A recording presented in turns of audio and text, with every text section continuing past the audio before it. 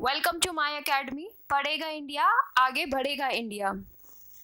तो हमने पिछली कुछ क्लासेस के अंदर डिस्कस किया था कि किस तरीके से पॉलिटी के सिलेबस जो है वो कवर किया था, कि कौन कौन से टॉपिक जो हैं वो हम पॉलिटी के अंदर कवर करेंगे, that we are going to cover in upcoming classes. ठीक है, तो हमने काफ़ी डिटेल एंड कॉम्प्रिहेंसिव हमें डिमार्केशन किया था सब्जेक्ट वाइज कि कौन कौन से टॉपिक्स हम कवर करेंगे। Now my first topic would be president and governor. President जो गवर्नर जो होता है वो जनरली न्यूज में रहते हैं, जैसे कि अपॉइंटमेंट हुआ रिसेंट प्रेसिडेंट को, तो that's why they are in news. Governor इसलिए रहता है कि कोई ना कोई कॉन्फ्लिक्ट इश्यू हो चलता रहता है सेंट्रल स्टेट के बीच में, तो वो इसलिए जनरली न्यूज में चलता रहता है। हम इसको इस तरीके से कवर करेंगे कि आपको मजा आए करने में, क्यों? क्योंकि बहुत सारी फैक्चुअल इंफॉर्मेशन होती है जो कि हम जनरली मिस आउट कर देते हैं। तो हम कोशिश करेंगे कि इनके कवर हम इस तरीके से करें कि previous year question papers prelims में कैसे आते हैं, मेंस में कैसे आते हैं, तो हम इन simultaneously will consider all these factors and then we will do the comparative studies. My motto is to do this comparative study is president की जो पोजीशन होती है सेंटर के अंदर, that is the same position governor shares in the state. So articles में differences है, कुछ elections में डिफरेंसेस हो जाएंगे, कुछ पावर एंड पोजीशंस के अंदर चेंजेस हो जाएंगे। तो वो किस तरीके से चेंजेस होते हैं और क्या चेंजेस है, that we will cover here. So part fifth, it is a part fifth के अंदर आएगा। Okay guys, first of all जो मैंने आपको सिलेबस कवर करवाया था लास्ट क्लास के अंदर कि क्या क्या टॉपिक डिस्कस करेंगे, आई हैव टोल्ड यू कि हम पार्ट 1 से शुरू नहीं करेंगे, आई मीन टॉपिक नंबर 1 से नहीं स्टार्ट करेंगे, will start with some different topics. हम पहले क्या कवर करेंगे, एग्जीक्यूटिव कवर करेंगे। जब एग्जीक्यूटिव कवर हो जाएगा then we will cover legislative and then judiciary, then some constitutional bodies and some the miscellaneous topic we will cover। हम उस तरीके से सिलेबस कवर करें जिनकी प्रोबेबिलिटी ज्यादा आती है एग्जाम में टॉपिक्स पूछने के लिए, right? So are you ready guys? So let's start with the comparative studies of president and governor. Now this article is important. In this article it states the president should be a head of the state. So this is article 52 में president के बारे में बताता है। Similarly governor जो आता है ये पार्ट 5 का है, प्रेसिडेंट। गवर्नर जो आता है that will cover under part 6। Okay, इसका आर्टिकल 153 से 167 में आता है। इसका election of president is important, आप इसको समझिए। Election it is not directly by the people, by the member of electoral college consisting of elected members of both the house of the parliament. Both the house of the parliament कौन कौन से होते हैं? Lok Sabha and Rajya Sabha. तो इनका जो electoral college बनता है उनसे इनका प्रेसिडेंट का इलेक्शन होता है, वही मेंबर उनका कॉलेज बनता है और उनका इलेक्शन यहाँ से होगा। Elected member of legislative assembly of states and UTs. UTs के अंदर सिर्फ दिल्ली एंड पुडुचेरी की ली जाती है। इनके जो भी इलेक्टेड मेंबर्स होंगे वो उसके इलेक्शन में पार्टिसिपेट करेंगे। Nominated member do not participate, ये दिस पॉइंट इज इम्पॉर्टेंट। क्यों? क्योंकि सिर्फ इलेक्टेड मेंबर पार्टिसिपेट करते हैं, नॉमिनेटेड मेंबर नहीं पार्टिसिपेट करते। नॉमिनेटेड मेंबर मतलब nominated member of both the houses. Rajya Sabha में होते हैं नॉमिनेटेड मेंबर, वो उसके नॉमिनेटेड मेंबर पार्टिसिपेट नहीं करते हैं। हमने uniformity in the scale of representation of states as well as a parity between the states as a whole and union. ये इसलिए किया जाता है कि जैसे मान लो यूनिटी स्टेट्स के बीच में पैरिटी रखनी है, जैसे कि मान लो यूपी के अंदर 31 है तो वो 31 सीट्स आएगी। सिक्किम में उस पॉपुलेशन के कॉन्टेक्स्ट में लेट्स से 2 है तो 2 सीट्स के वो मेंबर्स आते हैं। To achieve this number, the number of votes which elected members of legislative assembly of the each state and parliament is entitled to cast at such election shall be determined in the following manner. किस तरीके से होता है वो vote cast, किस तरीके से किया जाता है, that we will cover next.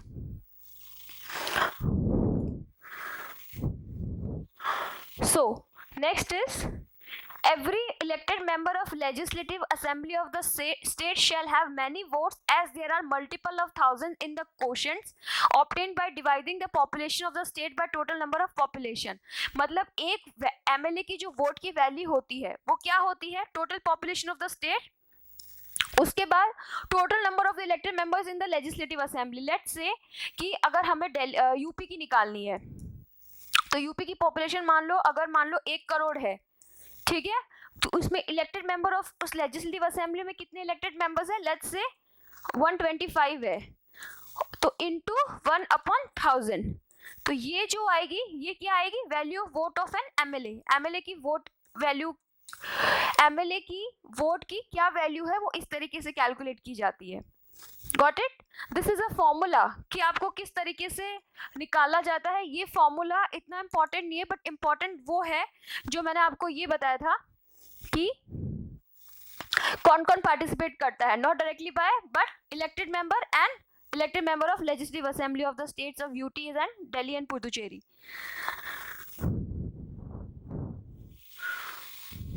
Now, अब ये तो एमएलए की निकाली। Now value of votes of an MP. MP की वोट्स की क्या वैल्यू होंगी, total value of votes of an all the MLA states, MLAs of जितने भी स्टेट्स के हैं उनकी वोट्स की जो वैल्यू हमने निकाली है divide by total number of elected members of the parliament. तो ये फॉर्मूला है जो इस तरीके से एमपी की वोट की वैल्यू इस तरीके से कैलकुलेट की जाती है, एमएलए की उस तरीके से की जाती है जो फॉर्मूला आपको बताया है। The president election is held in accordance with the system of proportional representation by the means of single transferable vote and voting is by secret ballot. Secret ballot ऐसा नहीं कि ओपन रख दिया और आपको पता चल रहा है, सीक्रेट बैलेट होता है, उससे होता है। ये इसलिए किया जाता है कि ये इंश्योर करने के लिए कि successful candidate is return by an absolute majority. Absolute majority के साथ वो आए, मतलब एब्सोल्यूट मेजॉरिटी का मतलब होता है कि more than 51%, 50%, that is an absolute majority. तो एब्सोल्यूट मेजॉरिटी के साथ जो कैंडिडेट है वो रिटर्न करे, इसलिए इस तरीके की हमारी ये कैलकुलेट किया जाता है। अब इलेक्ट्रल कोटा क्या होता है, total number of valid polls divide by 1 + 1 + 1। ये इसलिए कि each member of electoral college is given only 1 ballot paper. Obviously the voter will while casting his vote is required to indicate his preference. उसको preference लिखनी होती है 1 2 3 4 5। This means the voter can indicate as many preferences as there are candidates in the फ्रे। तो जैसे कि for example मेरी preference है XYZIK, मैंने इसको 1 दी, लेट्स से राहुल ने इसको 1 दी, इसको 3 दी, इसको 2 दी, इसको 5 दी, इसको 4 दी, और सविता है उसने लेट्स से इसको 2 दी, इसको 1 दी, इसको 5 दी, 4 और 3। लेट्स से अंजलि ने इसको 1 5 4 3 2 इस तरीके से। तो इस प्रीफरेंस से कैलकुलेट किया जाता है, ठीक है। नाउ ये इतना समझ है कि किस तरीके से इलेक्शन किया जाता है। Now all the doubts and disputes जो होंगे वो सुप्रीम कोर्ट में उसका फाइनल डिसीजन होगा। किसके, इलेक्शन के अंदर अगर कोई भी डाउट्स और डिस्प्यूट्स होते हैं तो सुप्रीम कोर्ट का फाइनल डिसीजन होता है उसके अंदर। Okay, supreme court it can't challenge in the court on the ground that electoral college was incomplete. ये इस तरीके से कोर्ट में नहीं चैलेंज किया जा सकता है कि इलेक्टोरल कॉलेज इनकम्प्लीट था, ठीक है। अब हम क्वेश्चन आता है कि वाई इनडायरेक्ट इलेक्शन। इसका डायरेक्टली पीपल के थ्रू भी हो सकता था, लेकिन नहीं चूज किया। क्यों इनडायरेक्ट इलेक्शन चूज किया? इनडायरेक्ट इलेक्शन इसलिए चूज किया to maintain the harmony with parliamentary system of government. हमारा पार्लियामेंट्री सिस्टम ऑफ गवर्नमेंट है जहाँ पे प्रेसिडेंट जो होता है वो एक नॉमिनल हेड होता है, तो इसके लिए हमें डायरेक्टली लोगों की ज़रूरत नहीं होती, लोगों की व्यू की ज़रूरत नहीं होती, क्योंकि सारा डिसीजन ये लेता है, बट मेन काम जो होता है head of the government that is a PM. Okay, and it's a costly and time consuming. Of course अगर लोगों से प्रेसिडेंट आप वो करवाते हो तो that's very costly. Thank you. So to maintain the harmony with parliamentary form of government, because हमारे parliamentary form of government जो है उसके अंदर head of the state president होता है जो कि नॉमिनल हेड होता है। उसके लिए इतना डायरेक्टली इलेक्शंस नहीं कर सकते क्योंकि मेनली डिसीजन जो होते हैं वो पीएम लेता है, ठीक है। नाउ तो इसलिए कॉस्टली एंड टाइम कंज्यूमिंग, ये कॉस्टली और टाइम कंज्यूमिंग इसलिए होता है कि अगर इलेक्शंस करवाया जाए पीपल की हेल्प से तो वो बहुत ज़्यादा उसमें टाइम कंज्यूम होगा और कॉस्टली भी पड़ेगा मनी वाइज। नाउ नेक्स्ट,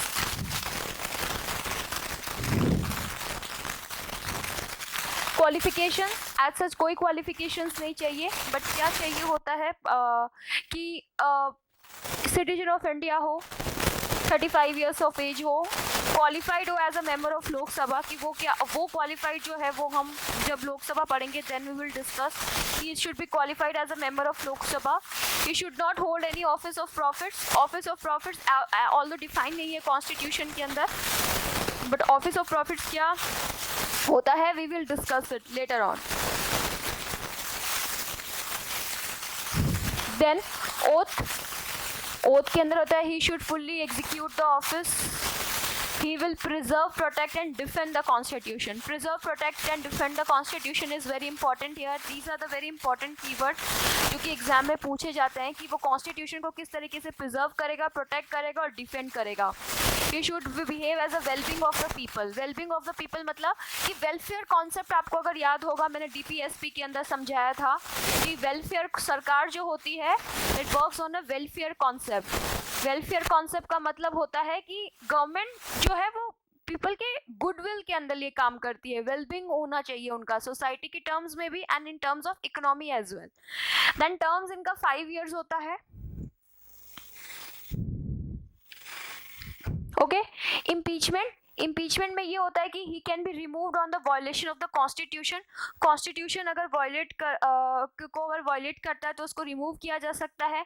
अब इसका इम्पीचमेंट होता कैसे है, कैसे स्टार्ट होता है, let's watch it.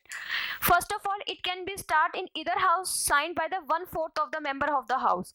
Let's say कि अगर 256 मेंबर है तो इसका 1/4 कितना हुआ, 64 मेंबर अगर इसका शुरू करते हैं इम्पीचमेंट तो शुरू कर सकते हैं. ठीक है, ये साइन कर देंगे. अगर 64 मेंबर साइन कर देते हैं कि हमें प्रेसिडेंट को हटाना तो they can start with this. 14 दिन का नोटिस दिया जाता है. 14 days notice should be given to the president. President को 14 days का नोटिस दिया जाता है. उसके बाद ये रेजोल्यूशन जो है वो majority 2/3 of the membership of that house वो उसको पास कर देती है. ये रेजोल्यूशन 2/3 मेंबर जो है वो पास कर देती है और ये दूसरे हाउस में भेजा जाता है. ये पहले हाउस का काम है. फर्स्ट हाउस मतलब ये कोई भी हो सकता है, ये कोई लोकसभा भी हो सकता है, राज्यसभा भी हो सकता है. उसके बाद दूसरे हाउस को भेजा गया. लेट्स से ये लोकसभा के अंदर स्टार्ट हुआ है तो राज्यसभा को भेजा गया. राज्यसभा इन्वेस्टिगेशन शुरू करती है. इन्वेस्टिगेशन में अगर उनको लगता है कि हाँ प्रेसिडेंट को इम्पीच करना चाहिए तो 2/3 of total membership, 2/3 of Rajya Sabha में जितने भी मेंबर होते हैं उनको हटाया, वो साइन अगर उसको कर देते हैं तो उसको रिमूव कर दिया जाता है. ठीक है, तो ये जो है क्वेश्चन यहाँ पे ये बन सकता है कि इम्पीचमेंट जो है वो इम्पॉर्टेंट है कि कोई भी हाउस के अंदर शुरू होता है, इधर इन लोकसभा और इन राज्यसभा. ठीक है, फिर दूसरे हाउस को भेजा जाता है और दूसरे हाउस अगर उतने साइन कर देते हैं जितना बताया है 2/3 ऑफ द टोटल मेंबरशिप तो वो इसका मतलब है कि प्रेसिडेंट इम्पीच हो गया, उसको हटाया जा सकता है. नाउ इसकी पावर जो है वो जो किसमें डिवाइड करेंगे, एक तो एग्जीक्यूटिव, लेजिस्लेटिव, जुडिशियल, फाइनेंशियल, इस पावर्स के अंदर डिफाइन करेंगे. और एक और आ जाती है प्लस इंटरनेशनल रिलेशन से रिलेटेड. ठीक है, तो फर्स्ट एग्जीक्यूटिव पावर के अंदर अगर आप देखो तो all the actions has been taken in the name of executive. All the action, जो भी हमें एक्शन लिया जाएगा वो कौन लिया जाएगा, एग्जीक्यूटिव लेगा. Executive will make rules. हमारे जो भी रूल्स फॉलो की रूल्स बनाए जाते हैं कि पब्लिक प्रॉपर्टी को नुकसान नहीं पहुंचाना या फिर कोई भी रूल्स है, मॉन्यूमेंट्स के लिए टिकट जो लगती है या मॉन्यूमेंट्स को नुकसान नहीं पहुंचाना, कल्चरल एक्टिविटीज़ में पार्टिसिपेट करना, ऑल द फंडामेंटल ड्यूटीज़ है. लेकिन जो भी जनरल गुड्स पब्लिक के लिए जो गुड्स रूल्स रेगुलेशंस बनाए जाते हैं वो जो होते हैं वो प्रेसिडेंट ही बनाता है. अब ऐसे नहीं कि प्रेसिडेंट बैठ के रूल्स बनाता है. काउंसिल ऑफ मिनिस्टर्स होते हैं, वो रूल्स एंड रेगुलेशंस बनाती है. कमिटी होती है, वो काउंसिल ऑफ मिनिस्टर को गाइड करती है, बट रूल्स वही बनाता है. ये नेम जो आएगा वो आएगा प्रेसिडेंट का आएगा. ये अपॉइंट करता है पीएम को और अदर मिनिस्टर्स. पीएम और अदर मिनिस्टर्स को ये अपॉइंट करता है जिसके अंदर all the constitutional bodies like CAG, ECI, UPSC. ECI means Election Commission of India. CAG means Comptroller Auditor General of India. UPSC means Union Public Service Commission. तो इनके जो भी हेड्स होते हैं उनको जो होता है प्रेसिडेंट जो है वो अपॉइंट करता है. इंटर स्टेट काउंसिल जो होता है वो फॉर्म करता है, इनके हेड को भी यही अपॉइंट करता है. एडमिनिस्टर यूनियन टेरिटरी को एडमिनिस्टर होता है, उनको भी करता है और उनको एडमिनिस्टर भी करता है. कोई भी एरिया डिक्लेयर कर सकता है, कोई एरिया शेड्यूल एरिया है या फिर ट्राइबल एरिया है. This has been done by president only. Now executive power हो गई, legislative power, summon and prorogue, summon कर सकता है हाउस को, प्रोरोग मतलब खत्म कर सकता है, बुला सकता है हाउस को कि आज मीटिंग है या हमें समन करना है तो उनको बुला सकता है, प्रोरोग मतलब हटा भी सकता है कि आज मीटिंग नहीं होगी, डिसॉल्व मतलब हाउस को ही की मीटिंग्स को और सेशन को ही खत्म कर देना, डिसॉल्व कर देना, that is in comes in the power prerogative of president. He addressed the first session after general election and first session of each year. ये first session जो भी general election के बाद होता है उसको address करता है और ईच ईयर का भी जो भी होता है उसको भी एड्रेस करता है। बिल जो होता है, जो भी पेंडिंग बिल्स होते हैं वो ये पास करता है। ये राज्यसभा के 12 मेंबर्स को नॉमिनेट करता है। बिल पास का प्रोसेस क्या होता है? बिल पास का प्रोसेस होता है फॉर एग्जाम्पल बहुत तरह के वेट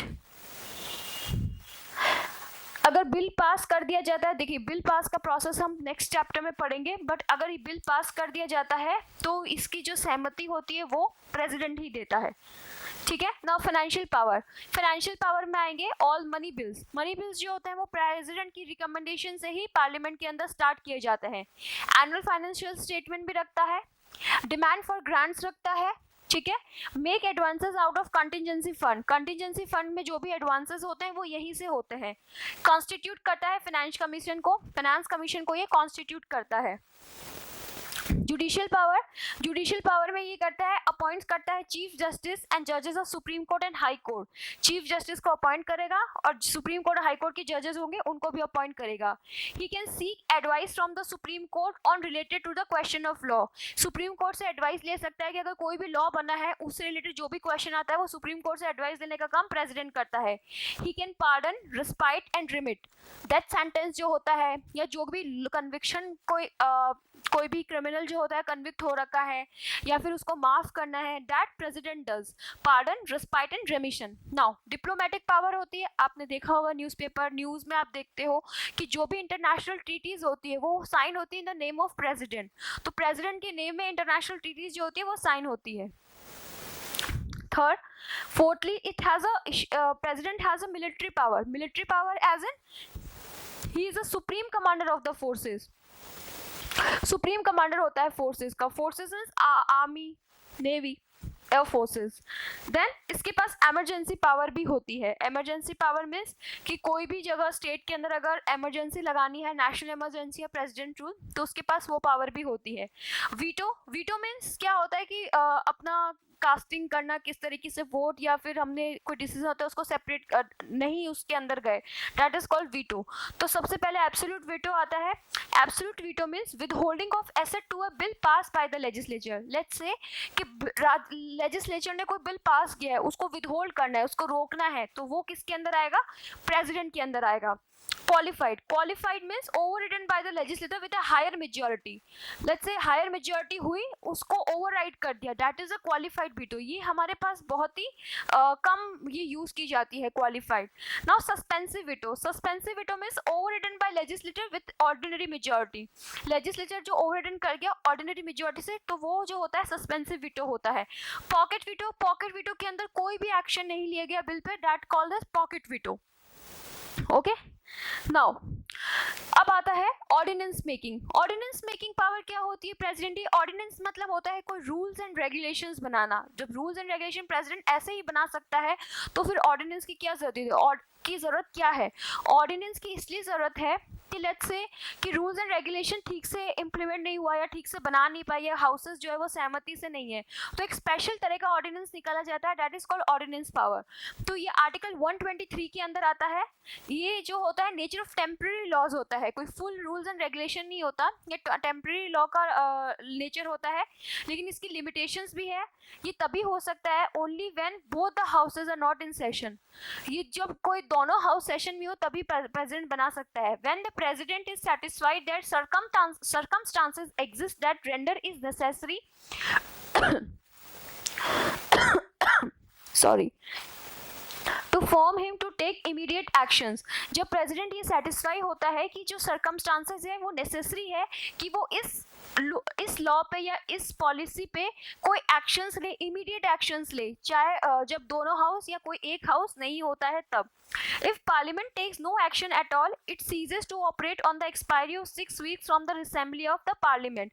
अगर पार्लियामेंट कोई भी एक्शन नहीं लेता है तो ये ऑपरेट नहीं हो सकता है 6 वीक्स की असेंबली जैसे हुई पार्लियामेंट की, उसके 6 वीक्स तक पार्लियामेंट में कोई डिसीजन नहीं लिया उस ऑर्डिनेंस से रिलेटेड, तो ये एक्सपायर हो जाता है, ये पावर काम नहीं करती है ऑर्डिनेंस वाली. नाउ पार्डन, जैसे मैंने आपको बताया कि इसके पास पार्डन पावर, कम्यूट और रिस्पाइट रेमिट भी कर सकते हैं. तो पार्डन क्या होता है? पार्डन का मतलब होता है अगर ये रिमूव कर देता है डेथ सेंटेंस को and conviction and completely absolve conviction from all sentences. मतलब ये अगर डेथ सेंटेंस को भी रिमूव कर देता है और कन्विक्ट कर देता है और जो भी सेंटेंसेस होते हैं उनको कंप्लीटली हटा देता है, माफ कर देता है, मतलब माफ कर दिया, पार्डन. ठीक है. कम्युनिकेशन, कम्यूटेशन होता है, सॉरी स्पेलिंग मिस्टेक है यहाँ पे. कम्यूटेशन का मतलब है substitute of one form of punishment to lighter form. मतलब कोई भी एक फॉर्म है पनिशमेंट की, लेट से किसी को दे रखा है 10 साल की सजा दे रखी है, लेकिन उसको लाइटर फॉर्म में कन्वर्ट कर दिया, लाइटर फॉर्म में मत उसको कर दिया 6 साल की कर दी 10 साल से, तो वो उसको कम्यूट कहते हैं. रेमिशन means reducing period without changing character. या फिर इसके बाद ये भी हो सकता है, सब कम्यूटेशन में ये भी हो सकता है कि चेंज कर देना. जैसे कि फॉर एग्जाम्पल किसी को है उम्र कैद है, को प्रेगनेंसी के अंदर उम्र कैद मिल गई, तो प्रेग्नेंट अगर है कोई तो उसको लाइटर फॉर्म दे दिया, उसको कम कर दिया, या फिर उसको कुछ कंपनसेशन करने के लिए दे दिया कि नहीं आप सेंटेंस ना लेके आप कुछ इतने पैसे दे दो तो आपकी सेंटेंस जो होगी वो माफ हो जाएगी. रेमिशन का मतलब होता है reducing periods without changing character. Changing character मतलब अगर 10 साल की सजा है तो उसको 6 साल कर देंगे, 7 साल कर देंगे, लेकिन सजा उसको जेल में ही रखनी पड़ेगी. That is a remission. Respite mean lesser sentence due to physical disability, pregnancy, ये सेम होता है कम्यूट. रेप्राइव मतलब stay on the execution of the sentence, जो भी एग्जीक्यूट हो रहा है उस पर स्टे लगा दिया. नाउ आर्टिकल 53, 3 आर्टिकल्स यहाँ पे प्रेसिडेंट के लिए इंपॉर्टेंट है, 53, 74, 75. तो आर्टिकल 53 के अंदर मैंने बताया था कि जितने भी एक्शंस लिए जाते हैं वो प्रेसिडेंट के नेम पे लिए जाते हैं. आर्टिकल 74 बताया था कि जो आर्टिकल 74 है, काउंसिल ऑफ मिनिस्टर्स होंगे जिनकी एडवाइस जो होगी वो प्रेसिडेंट पे बाइंडिंग होगी. फॉर एग्जाम्पल हमारे काउंसिल ऑफ मिनिस्टर्स में जितने भी मिनिस्टर्स आते हैं वो जो एडवाइस करते हैं प्रेसिडेंट को काम करने के लिए, that is binding on the president. इसके अलावा अगर प्रेसिडेंट कोई और काम करता है तो वो एब्सोल्यूट पावर का वो माना जाएगा, करप्ट प्रैक्टिसेस मानी जाएगी, वो उसका बाइंडिंग होएगी. Article 75, COM council of ministers collectively responsible to Lok Sabha. But collective responsibility का मतलब है कि काउंसिल ऑफ मिनिस्टर्स जो भी काम करते हैं वो लोकसभा को रिस्पॉन्सिबल होंगे, प्रेसिडेंट को रिस्पॉन्सिबल नहीं होंगे. नाउ हमें प्रेसिडेंट कवर कर लिया है. प्रेसिडेंट के अंदर ऑलमोस्ट यही चीजें हैं कि एक सेकेंड या सो प्रेसिडेंट के अंदर यही चीजें इंपॉर्टेंट है. अब मैं आपको गवर्नर की बात ये बताऊंगी कि कौन कौन सी चीजें जो है वो क्वेश्चंस जो प्रीवियस ईयर क्वेश्चंस पूछे जाते हैं वो किस तरीके से पूछे जाते हैं. ठीक है, वो मैं आपको गवर्नर करने की बात बताऊंगी कि आपका क्वेश्चन पूछे जाए प्रीलिम्स और मेंस रिलेटेड तो किस तरीके से आपको जवाब देना है और किस तरीके के आपको क्वेश्चन सॉल्व करने हैं. ओके, तो प्रेसिडेंट के अंदर I hope I am clear. If you have any doubt you can message और आप मेल कर सकते हो. अगर आपको कोई डाउट है तो मैं आपकी प्रॉब्लम सॉल्व करने की कोशिश करूंगी. I hope I am clear till now.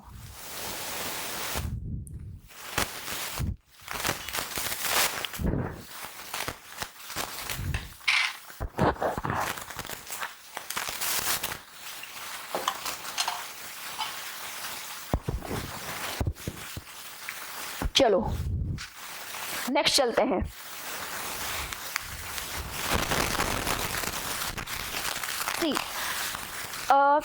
Polity अगर आप देखो तो पॉलिटी इतना डिफिकल्ट सब्जेक्ट नहीं है.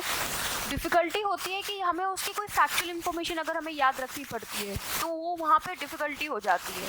ठीक है, जैसे कि अगर आप देखो हम मोस्टली इसमें यही चीज़ें हैं जो हम डेली मर्रा के अंदर देखते हैं, रोज़मर्रा के अंदर देखते हैं कि आज ये प्रेसिडेंट इसने अपॉइंट किया, आज गवर्नर से प्रेसिडेंट का इसमें कॉन्फ्लिक्ट हो गया, गवर्नर से सीएम की मीटिंग हुई, प्रेसिडेंट आज ये बिल पास किया, ये राज्यसभा लोकसभा मिले, हाउस सेशन स्टार्ट हुआ, बजट पास हुआ. तो अगर आप ये चीज़ देखो तो वही है, डेली करंट अफेयर्स ही आते हैं इसके अंदर, ठीक है, कि क्या क्या आपको पूछा जाता है। तो पॉलिटी इस तरीके से डिफ़िकल्ट नहीं है, डिफ़िकल्टी वहाँ आती है जहाँ पे आपको याद करना पड़ता है और बहुत सारी चीज़ें अक्यूमुलेट हो जाती हैं। जहाँ आपको याद करना पड़ता है वहाँ पे आपको वो सब्जेक्ट डिफ़िकल्ट लगने लगता है, ठीक है। पॉलिटी में यूपीएससी के अंदर काफ़ी सारे क्वेश्चंस पूछे जाते हैं। प्रीवियस ईयर अगर आप जाके देखोगे तो आपको लगेगा काफ़ी सारे क्वेश्चन पूछे जाते हैं, लेकिन अगर उन क्वेश्चंस में अगर आप ठीक से देखो तो लगेगा कि नहीं, ज़्यादा कुछ है नहीं। अगर हमें डेली या कॉन्सेप्ट और हमें कुछ चीज़ें पता हो तो हम उनको पूरा अच्छे से कर सकते हैं उनको सॉल्व, ठीक है। Now let's come to governor. मैं आपको सजेस्ट करूँगी कि आप डेली थोड़े थोड़े करंट अफेयर्स पढ़िए, थोड़ा न्यूज़पेपर पढ़िए, थोड़ा थोड़ा डेली अगर आप पॉलिटी के बारे में पढ़ेंगे, एक सब्जेक्ट को आप ले लीजिए, जैसे कि आपने अभी पॉलिटी चल रहा है तो पॉलिटी सब्जेक्ट ले लीजिए। अगर आप डेली लेक्चर्स देखेंगे या डेली उसकी करंट अफेयर्स पढ़ेंगे या फिर daily if you solve previous year question paper both mains and prelims, तो आपका डेफिनेटली चांसेस वहाँ पे ज़्यादा रहता है। नाउ गवर्नर जो आएगा it will come under part 6। Part 6 के अंदर जो आएगा वो गवर्नर आता है। देन आर्टिकल 153 टू 167 जो है वो गवर्नर को बताता है। अपॉइंटमेंट कैसे होता है? By the president bye warrant under his hand and seal. President करता है किसके अंदर? ये बहुत इंपॉर्टेंट है। प्रेसिडेंट का इलेक्शन मैंने आपको बताया इस तरीके से होता है, इनडायरेक्टली और इनडायरेक्ट इलेक्शंस होता है प्रेसिडेंट का, लेकिन इसको अपॉइंट करता है, अपॉइंटमेंट होता है, इलेक्शन नहीं होता। ये इंपॉर्टेंट है, ये इलेक्शन होता है इसका अपॉइंटमेंट होता है। तो अपॉइंटमेंट कौन करता है? इसका प्रेसिडेंट करता है। किसके अंदर? By warrant under his hand and seal. Warrant under his hand and seal का मतलब होता है कि एक ठप्पा लगा देता है, एक लिखा होता है कि ये गवर्नर अपॉइंट कर रहे हैं, तो ठप्पा लगा देता है, वो इसलिए होता है। He is a nominee of central government. Nominee of central government का मतलब होता है, nominee of central government means कि गवर्नमेंट ने इसको नॉमिनेट किया है एक तरीके से। किसने किया है? सेंट्रल गवर्नमेंट ने, that is president. Why present system of why present system of the system, ये क्यों होता है? मतलब हम डायरेक्ट इलेक्शंस क्यों नहीं करा सकते हैं गवर्नर के? हमें इन यहाँ पे अपॉइंटमेंट की ज़रूरत क्यों पड़ी? इसलिए क्योंकि डायरेक्ट इलेक्शन जो होता है compatible with the parliamentary system. Same जैसे कि वहाँ पे प्रेसिडेंट के लिए था, ये हेड ऑफ द स्टेट होता है। हेड ऑफ द स्टेट के लिए इतना खर्चा करने की क्या ज़रूरत है? अगर डायरेक्टली अपॉइंटमेंट हो जाए तो ज़्यादा सही है। पीपल्स पर्सन होते हैं चीफ मिनिस्टर, जो कि हेड ऑफ द गवर्नमेंट होते हैं, प्राइम मिनिस्टर जो कि हेड ऑफ द गवर्नमेंट होते हैं, ठीक है। Direct election incompatible with the parliamentary system. Conflict between the centre and state. Conflict between centre and state का मतलब है कि अगर इलेक्शंस होता है, कोई और दूसरी पार्टी के गवर्नर बनता है और सेंटर में कोई और पार्टी है, तो उनके बीच में बड़ा कॉन्फ्लिक्ट होएगा। इस कॉन्फ्लिक्ट को रिड्यूस करने के लिए है कि प्रेसिडेंट खुद ही अपॉइंट कर देता है। ह्यूज अमाउंट ऑफ मनी, वही cost time and consume money and time consuming. Qualification, citizenship होना चाहिए, इंडिया का सिटीजन होना चाहिए। He should be 35 years age. Next is first he should be an outsider. Outsider इसलिए होना चाहिए, लोकल पॉलिटिक्स होती है, तो लोकल पॉलिटिक्स को अवॉइड करने के लिए ही should be an outsider.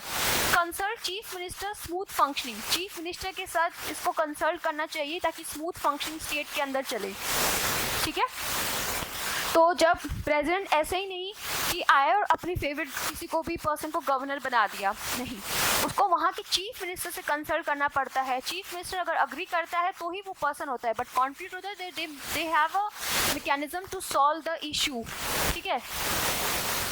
Now term जो होता है वो 5 years होता है, ठीक है। सेम प्रेसिडेंट का भी टर्म था। लेकिन प्लेजर ऑफ प्रेसिडेंट मीन्स जब तक प्रेसिडेंट चाहे। अगर प्रेसिडेंट बोल दिया कि नहीं इसको रिमूव करो तो वो रिमूव करना पड़ता है। Justice but it just not justifiable can be remove by the president at any time. President कभी भी रिमूव कर सकता है गवर्नर को। नाउ कॉन्स्टिट्यूशन डज नॉट ले एनी ग्राउंड, लेकिन कॉन्स्टिट्यूशन ने कोई ग्राउंड नहीं ले किया है कि प्रेसिडेंट को रिमूव करने का कौन सा ग्राउंड है, ओके। ये ट्रांसफ़र कर सकता है from one state to another. President जो है वो गवर्नर को एक स्टेट से दूसरे स्टेट में ट्रांसफ़र भी कर सकता है कि आज अगर यहाँ ज़रूरत पड़ गई तो हरियाणा के अंदर और या पंजाब के अंदर, राजस्थान में, तो वो इसके पास ये पावर होती है प्रेसिडेंट के पास। Now conditions of the governor office की क्या कंडीशंस होती है?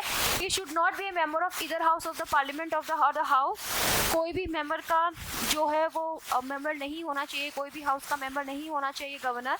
He should not hold the office of profit, as I told you office of profit means कोई भी यूपीएससी चेयरमैन नहीं होना चाहिए या फिर कोई हेड नहीं होना चाहिए। ये कॉन्सेप्ट थे पहले भी, आते रहते हैं, but that we will cover in the current affairs कि यूपीएससी चेयरमैन को बना दिया गया था governor.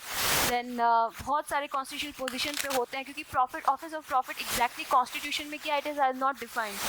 Then same governor appointment emoluments and allowances payable to him shared, मतलब शेयर्ड होता है, जैसे कि अगर दो अगर स्टेट का है उसको बना दिया है गवर्नर, जैसे पंजाब और हरियाणा का एक ही गवर्नर बना दिया, तो उसका जो होगा वो रिसोर्स अलाउंसेस जो होंगे वो शेयर्ड होता है, और उनको जो अलाउंसेस मिलते हैं वो consolidated fund of the India से मिलते हैं। ठीक है, नाउ पावर सेम है, एग्जीक्यूटिव की तरह सेम है, बट इस जितने भी एक्शंस होंगे वो गवर्नर के नेम पे लिए जाएंगे। ठीक है, उसके बाद ये देखिए हमने यहाँ पे कवर की थी, जितने भी एक्शंस होंगे वो गवर्नर के नाम पे लिए जाएंगे, एंड सारे रूल्स एंड रेगुलेशंस जो होंगे वो गवर्नर बनाएगा, अपॉइंटमेंट करेगा दूसरे मिनिस्टर्स को, स्टेट की जो भी कॉन्स्टिट्यूशनल बॉडी होगी उनका अपॉइंटमेंट गवर्नर करेगा। ठीक है, और नो लेकिन एक और पावर डिफरेंट है, chancellor of vice chancellor of the universities in the state, he is a chancellor of universities in the state, university जो स्टेट के अंदर होती है उसका चांसलर होता है। Vice chancellor of the university in the state, ये वाइस चांसलर भी होता है। ठीक है, नाउ लेजिस्लेटिव पावर सेम है, but any appointment any member of the state legislative assembly to preside over it's proceeding when the speaker and deputy speaker fall vacant. ये important है, जब भी लेजिस्लेटिव असेंबलीज के अंदर स्पीकर और deputy speaker vacant होते हैं तो ये कोई भी मेंबर जो लेजिस्लेटिव असेंबली के अंदर स्टेट के अंदर प्रेजेंट होता है उनको अपॉइंट कर देता है। नाउ ये 1/6 मेंबर जो होता है वो उनको नॉमिनेट करता है, प्रेसिडेंट जो होता है वो 12 को करता है राज्यसभा के अंदर, ये जो होता है ये 1/6 मेंबर को करता है लेजिस्लेटिव काउंसिल के अंदर। ठीक है, जिनका नॉलेज हो literature, science, arts, cooperative societies and social service, जिनके अंदर इनका नॉलेज हो उनके अंदर 1/6 मेंबर को ये रिक्रूट करता है।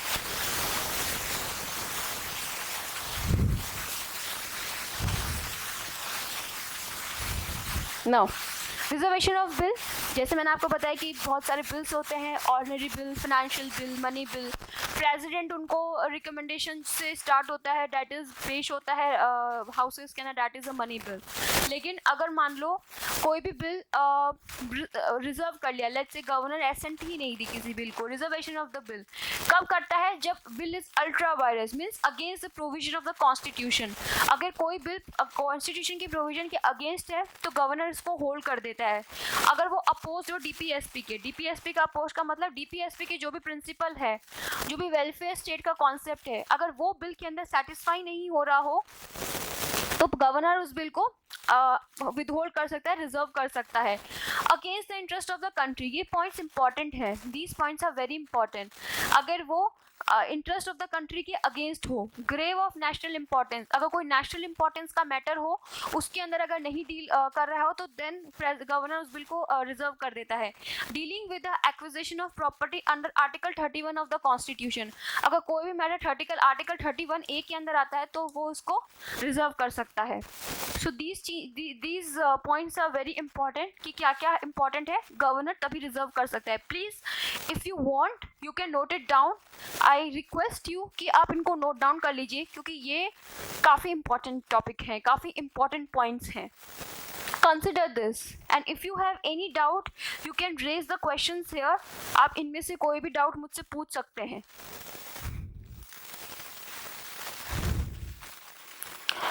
Okay, now move ahead. Financial power same होती है, जैसे प्रेसिडेंट की होती है वैसे ही इसकी फाइनेंशियल पावर होती है।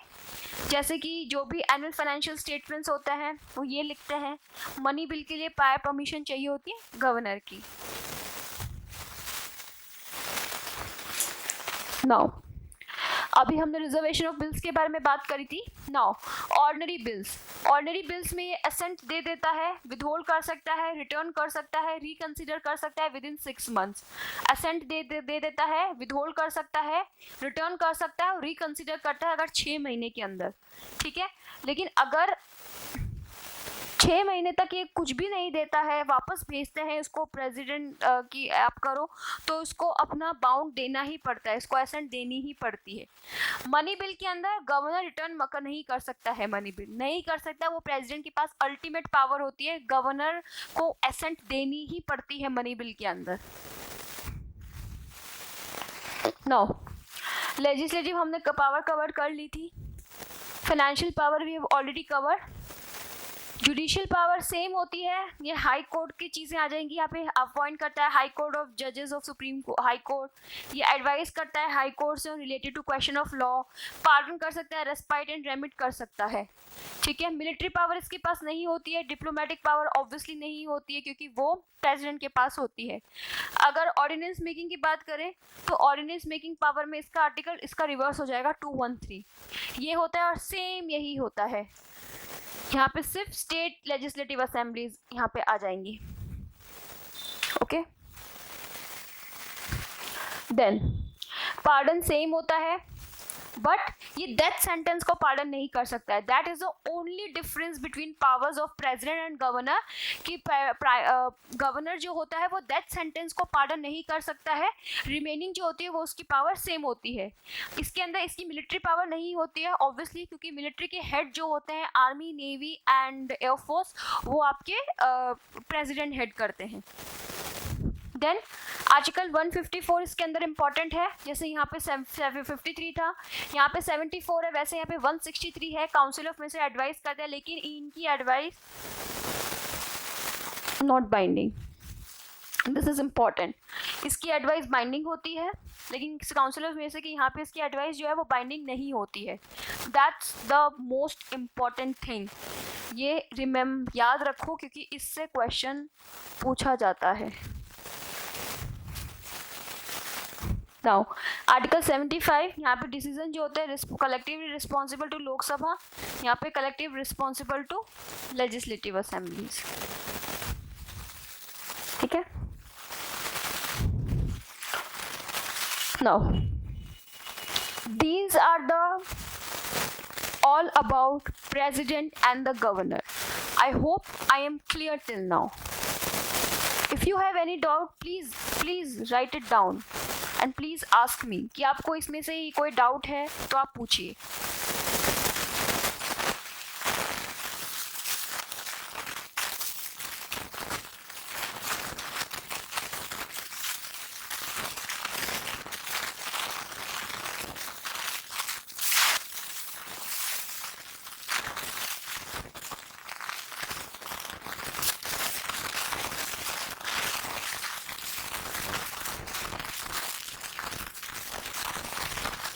ठीक है, क्लियर?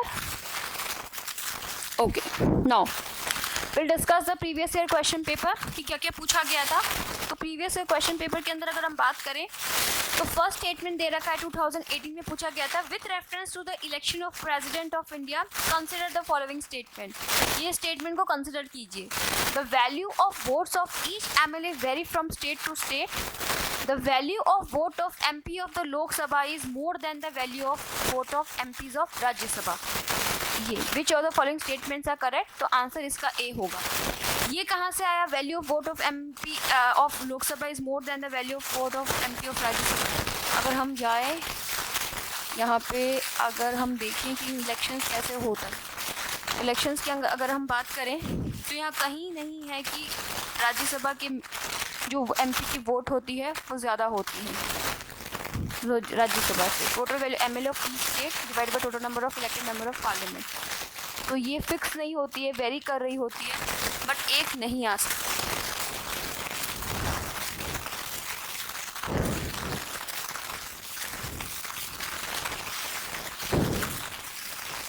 ठीक है, इस तरीके के फैक्चुअल क्वेश्चंस पूछे जाते हैं.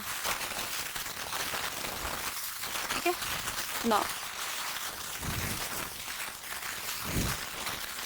नेक्स्ट अच्छा, एक और चीज़, ये मेंस पर्सपेक्टिव से इम्पॉर्टेंट है कि गवर्नर के बारे में हमने बात तो कर ली, बट गवर्नर की कुछ पोजीशन कैसी होती है उसके बारे में बहुत सारी कमिटीज़ बनी हुई है जिन्होंने अपना रिकमेंडेशन दिया है। किस तरीके से दिया है? Governor position committee recommendation. In SR Bommai case एक आया था 1994 में। उन्होंने बोला था कि जिन्होंने सरकारिया कमीशन की रिकमेंडेशन को फॉलो किया था और बोला कि breakdown of the constitution machinery implied A virtual impossibility and not mayor difficulty in carrying out the governance in the state. उन्होंने ये बोला था कि अगर कॉन्स्टिट्यूशनल मशीनरी ब्रेकडाउन हो जाती है तो इसका ये बहुत ही डिफिकल्ट नहीं बल्कि बहुत ब्लंडर है अगर गवर्नेंस के अंदर, कोई स्टेट के अंदर गवर्नेंस नहीं होता है। फॉर एग्जांपल, अगर गवर्नर नहीं है, इसका एग्जांपल है कि लेट्स से गवर्नर नहीं है, ठीक है, इसका मतलब क्या है? गवर्नेंस नहीं है, कॉन्स्टिट्यूशनल मशीनरी ब्रेकडाउन हो गई है। तो आप इमेजिन करो कि आपकी स्कूल में प्रिंसिपल ही नहीं है तो सब अपनी अपनी मर्जी चलाएंगे टीचर। सिमिलरली प्रेसिडेंट, ये गवर्नर की पोजीशन जो होती है वो एक तरीके से प्रिंसिपल की तरह मान लीजिए, ठीक है। हेड ऑफ द फैमिली कौन है? उनके बिना अगर फैमिली में सब अपनी अपनी मर्जी चलाएंगे, सिमिलरली ये डिफिकल्ट हो जाएगा गवर्नेंस करना।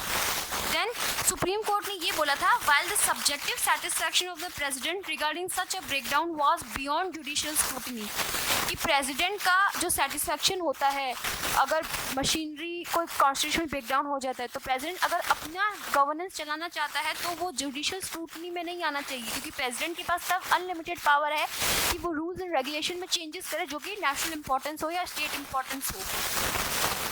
The material on which satisfaction are based could certainly be analyzed by the judiciary, including the governor's report. Fine. The court reinstated the governments in Arunachal Pradesh and Uttarakhand, which were suspended after the arbitrary imposition of president rule. Similarly, दो तीन साल पहले अरुणाचल प्रदेश और उत्तराखंड में governor की position जो है वो कर दी गई थी, ख़त्म कर दी गई थी। क्यों? क्योंकि वहाँ पे प्रेसिडेंट रूल इम्पोज हो गया था। तो फिर सुप्रीम कोर्ट ने ये बोला कि instances of failure of the constitutional machinery into 4 heads. Constitutional machinery का मतलब क्या है? कॉन्स्टिट्यूशनल मशीनरी का मतलब है अगर वहाँ पे पॉलिटिकल क्राइसिस हो रहा हो, इंटरनल सबवर्शन हो रहा हो, फिजिकल ब्रेकडाउन हो रहा हो, या non compliance with constitutional direction of the union executive हो रहा हो, अगर इनके अंदर कोई भी केसेस हो रहा हो तो that will lead to the failure of constitutional machinery. Okay, now ARC ने अपनी रिकमेंडेशन दी थी, report of the governor regarding the president rule has to be objective and also the governor should exercise his own judgment in this regard. ARC ने बोला था कि governor को इसमें खुद का डिसीजन लेना चाहिए कि प्रेसिडेंट रूल वहाँ पे लगेगा कि नहीं लगेगा। फिर राज्य मन्नार कमेटी ने भी अपनी रिकमेंडेशन दी थी कि deletion of article 356 and 357 constitution of India, जो कि इमरजेंसी को बताते हैं। ये मैं इसलिए बता रही हूँ क्योंकि आप एक बार इनको नोट डाउन कर लेना, जब मेंस रिलेटेड हम क्वेश्चंस करेंगे तो गवर्नर में क्या क्या इंप्रूवमेंट की ज़रूरत है वो इन पॉइंट्स को आप वहाँ पे इंक्लूड कर सकते हैं, ताकि आपका आंसर जो होगा it will give you value addition और आपका आंसर उसमें अच्छा दिखेगा। The necessary provision for safeguard against the arbitrary action of the ruling party at the center under Article 356 should be incorporated in the Constitution. Now, Sarkaria commission बोलती है कि Article 356 should be used in a very rare cases. 356 को बहुत ही rare cases में use करना चाहिए, then it becomes unavoidable to restore the breakdown of constitutional machinery. ऐसा नहीं कि कभी भी आप प्रेसिडेंट रूल लगा दो या कभी भी आप नेशनल इमरजेंसी लगा दो, उसको काफ़ी कॉशियसली यूज करना चाहिए। Commission recommended that before taking action under Article 356, a warning should be issued to the state government that it is not functioning according to the Constitution. State government को warning देनी चाहिए कि आपकी जो state की जो रन करने की मशीनरी है वो प्रॉपर तरीके से काम नहीं कर रही है, इसकी वजह से हमने प्रेसिडेंट रूल लगाया है। ठीक है, नाउ मेंस क्वेश्चन में आया था the governor is mayor a agent of the centre rather than being the constitution head of the state, explain this statement. ये स्टेटमेंट पूछा गया कि गवर्नर जो है वो एजेंट होता है या कि कॉन्स्टिट्यूशनल हेड नहीं होता, इस स्टेटमेंट को एक्सप्लेन करना है। तो आप क्वेश्चन ठीक से पढ़ लिए, आप इस कोटेशन को एग्जाम के अंदर काफ़ी चीज़ों के अंदर यूज़ भी कर सकते हैं। नाउ अप्रोच किस तरीके से हम इसको करेंगे, सबसे पहले हम ब्रीफली इंट्रोड्यूस करेंगे कि कॉन्स्टिट्यूशनल पोजीशन क्या है गवर्नर की। इंट्रोडक्शन के अंदर हम ये लिखेंगे कि गवर्नर की कॉन्स्टिट्यूशनल पोजीशन क्या है। देन हम ये देखेंगे कि क्या गवर्नर कहीं पे एजेंट का काम कर रहा है सेंटर का, क्या governor agent of the centre की तरह काम कर रहा है, फिर उसके बाद कुछ कंट्रोवर्सी होगी पोस्ट ऑफ गवर्नर से, वो करेंगे। उसके बाद कौन कौन से अटेम्प्ट ले रखे हैं वो करेंगे, और फिर एंड में कंक्लूजन कर देंगे।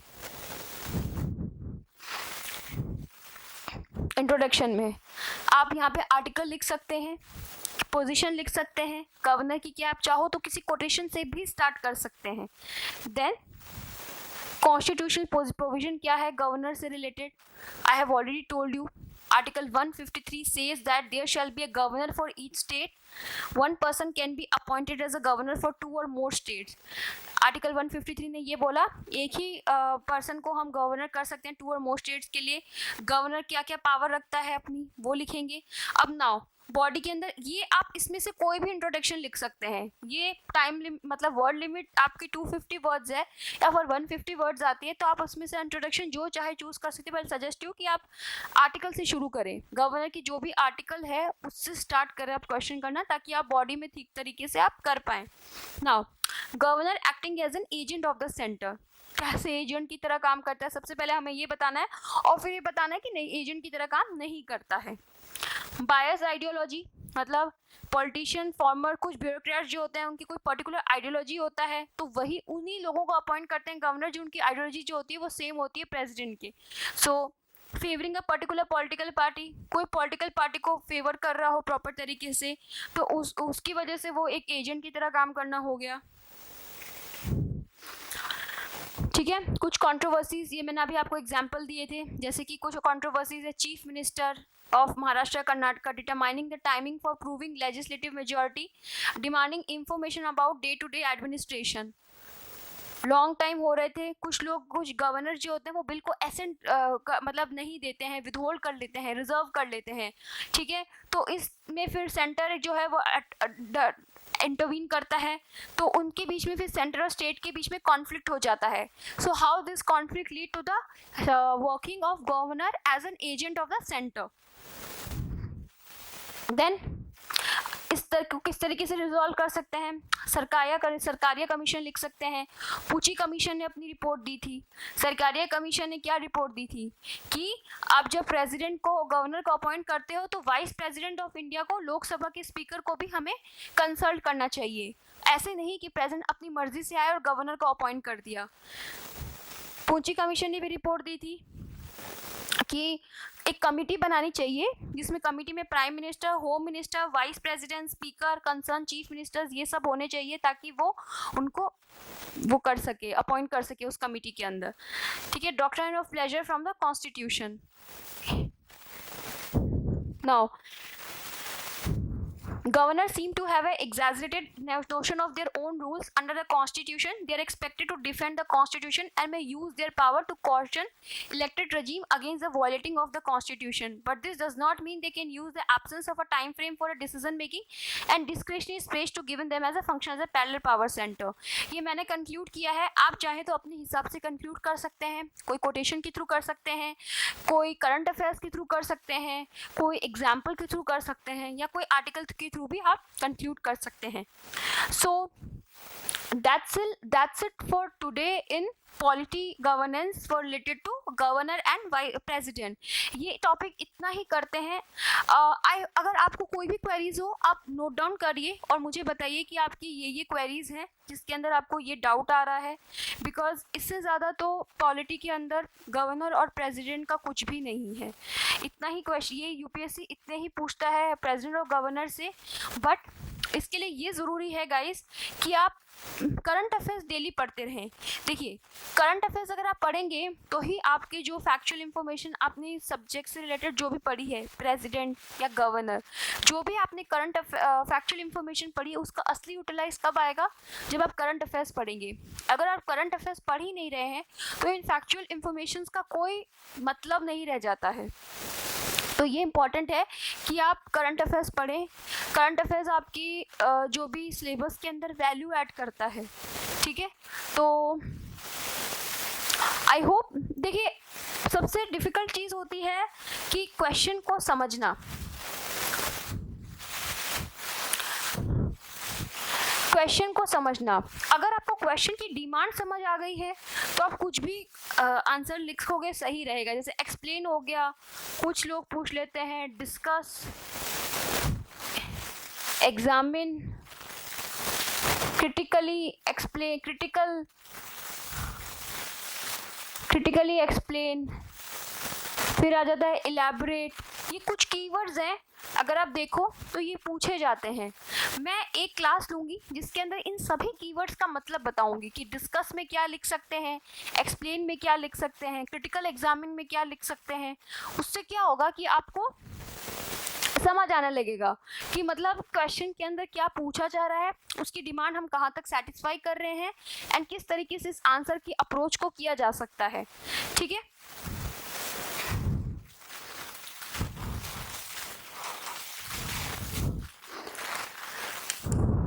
I hope I am clear कि किस तरीके से क्वेश्चन पूछे जाते हैं। और मैं आपको एक और सजेस्ट करूँगी, PYQ चाहिए, प्रीवियस ईयर क्वेश्चन पेपर, क्योंकि वो बहुत इंपॉर्टेंट है।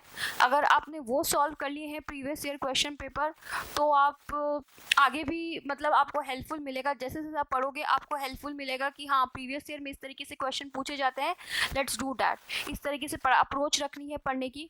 डेली रिविजन कीजिए करंट अफेयर्स के साथ, only then it will seem very easy for you कि हाँ पॉलिटी आपकी अब कवर हो गई है। बाकी मिलते हैं आपसे नेक्स्ट क्लास के अंदर। I hope you do well, take care of yourself and keep writing, keep revising, and good luck. See you.